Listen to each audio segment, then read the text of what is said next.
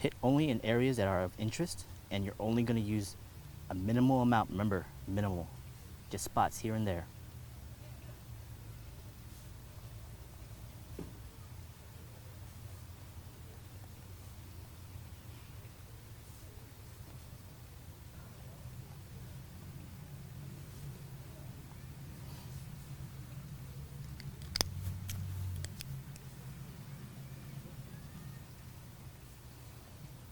Alright, and this one's pretty much done.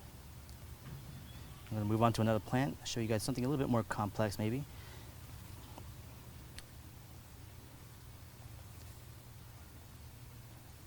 There you go. The prickly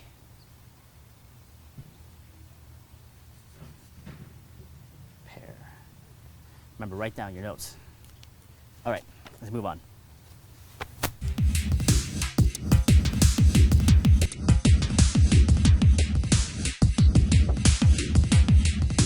Okay, guys, I'm going to do another demo for you, and this is going to be a bit more complex. The tree that I'm drawing is a palm, and it's at a very unique angle, sitting above water. You have a lot of different kinds of birds and animals around here. You know, lots of different elements going on. But again, my focal area is going to be on the tree, coming into the landscape on the ground. I'll probably do a little bit of the water, and I'll probably include and indicate some of the birds. Now, the last demo that I did was more focused on one particular plant up close, learning more about the details, still about the forms. Here we're a little farther away. We're still doing, you know, a single plant, but it's much larger. So it might seem a bit intimidating at first, but get that out of your head. You know, it doesn't matter how big it is or how small it is, it's all the same. It's only simple forms. And I'm still going to approach this tree just like I do with any other thing I draw, which is going to be with those 5 shapes. With this palm tree, when you look at it, there are 2 forms that I'm seeing here. One is a cylinder, which is a trunk. The other is a giant sphere or ellipse, which is the palm itself. So I'll start this one out real quick for you. Again, starting out extremely simple, including some of my contours. Remember, adjust as you go. If you feel you've misjudged some of the shapes that you've included, make the changes as you go along. Include some of the background, and I'll just kind of frame this in. Indicate some of the birds here.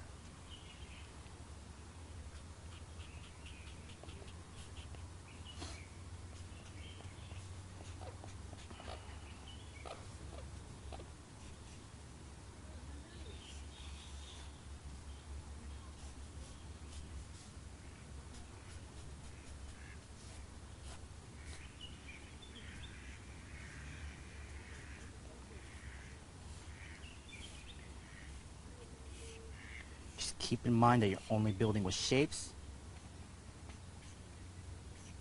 and you'll be fine. Take it slow if you have to. Now that I've kind of laid it in with the marker, I'm going to go in with the 0.3. Reinforce some of those shapes that I've already done. I'm going to this trunk here. Now the trunk has a lot of surface detail. A lot of the bark that's peeling away. There's a distinct pattern that goes along. And again, focal points, areas of interest that you want the eye to go to, which is probably going to be in this area right here where the base of the trunk is meeting the ground, the dirt. I'll keep a lot of the detail in there. I'll indicate all the leaves. There's a lot of palm leaves coming down, and you might wonder, okay, how do I handle something like that? There's just so much detail. The things that are in the foreground, the leaves that are coming towards you, are the ones you want to pay attention to. The ones in the back or the rear are only going to be silhouette. So I've already made an overall shape of the ellipse, which is what those palms are making. Now I'm just going to create a silhouette of it within the ellipse, and it's just a silhouette. You don't have to be accurate. You're not a camera, so you're not trying to copy exactly what you're seeing. You're translating. So you're seeing it, breaking it down, and basically taking the information that you have and putting it down on paper as best you can. You don't want to try to sit there and hit every single little leaf and branch that you can. It's all about indication.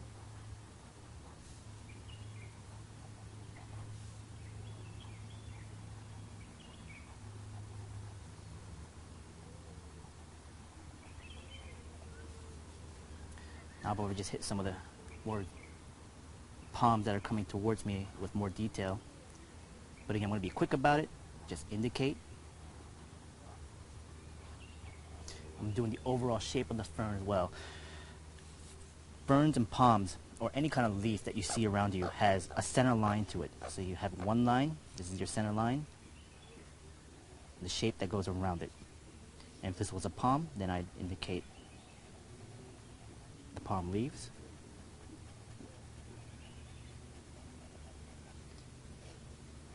It's that simple.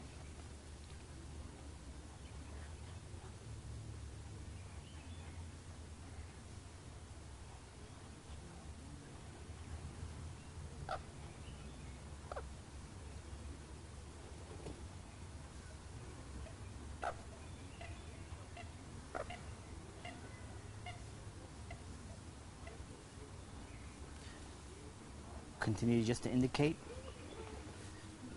Hitting the mass shapes first. Don't go into detail just yet. Details come last. Getting some of the volume, the contours. I'm going to go into the landscape here, the dirt and the mud.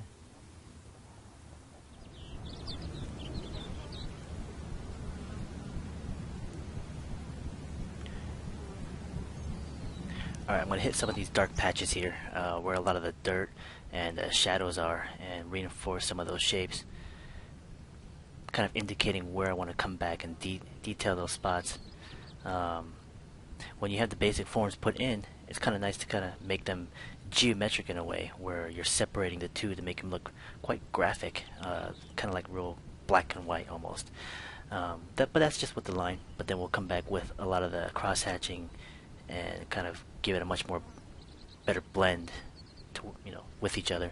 I'm gonna hit this goose real quick, and I'm not gonna put in all the birds and the animal life that I'm seeing in here. I just want to put one in here just to add a little better composition. I'll start to indicate more of the background here, the water, the reflections, the shadows.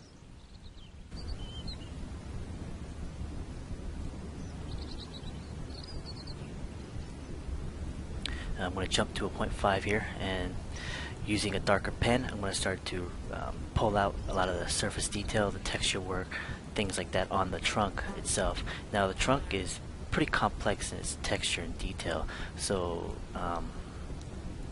for me and for you guys, you got to start to learn how to simplify, reinterpret what you're seeing with your eyes, and making it easier to read and simplify it on paper. It's not an easy thing to do, but again, this is more practice than anything else. Patterning, any kind of unique texture work, you really do have to organize. Make it easier to read for yourself, make it easier to read for the person who's looking at the sketch.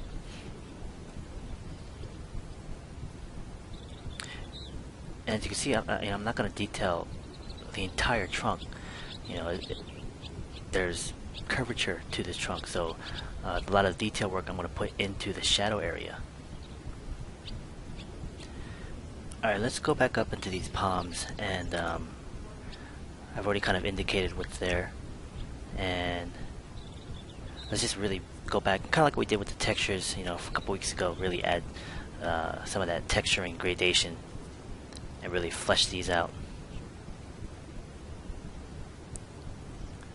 And like I said before, I'm just pulling out the ones in the foreground, adding a bit more attention to detail, and making them stick out. Let's go in and start to really pull out these dark shadows. Add a bit of cross-hatching, line work into the areas where the dirt is, and really start to gradate. Again, remember, just keep gradating, and don't fill it in completely, just dark.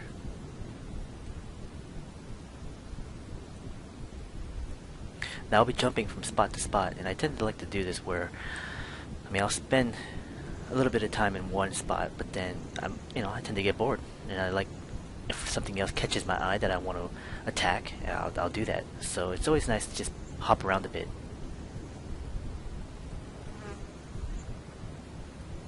Getting into more of the shadows, and I'm going to fill in this background here, because with the palm, the shadows are on the bottom end, and there's a lot of the light coming from the top, so I kind of want to separate those two elements. I'm going to just push that back a little bit by adding a bit of line work.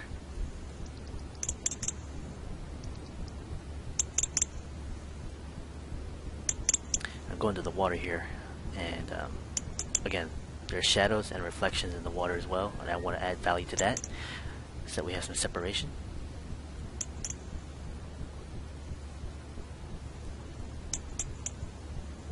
Just really quickly reinforce that box landscape, the frame, and bring in a value 5 marker and just kind of push those values back even more.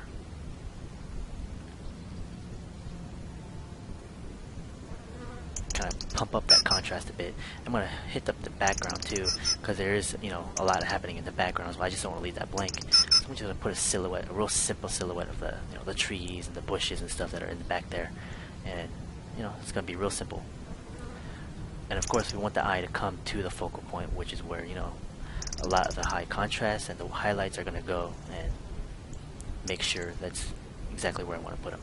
And this is going to be a style design choice where you can apply the white in a certain way to kind of frame your object or whatever you're drawing.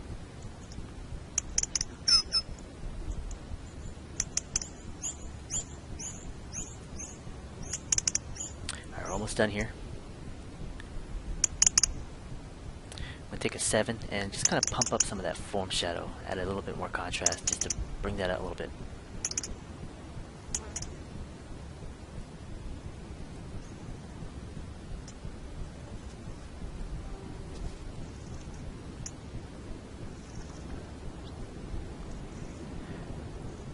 Okay, I hope that was helpful. Let's move on.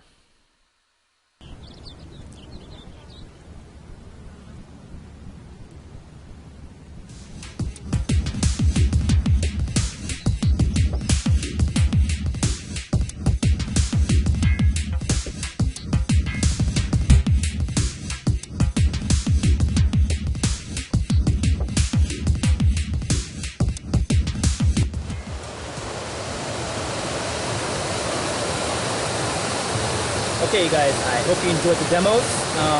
That was a pretty quick tour of the Arboretum. Again, go out yourselves. See what you can find, even if it's in your backyard. This is the homework for this week. 6 pages out of your book.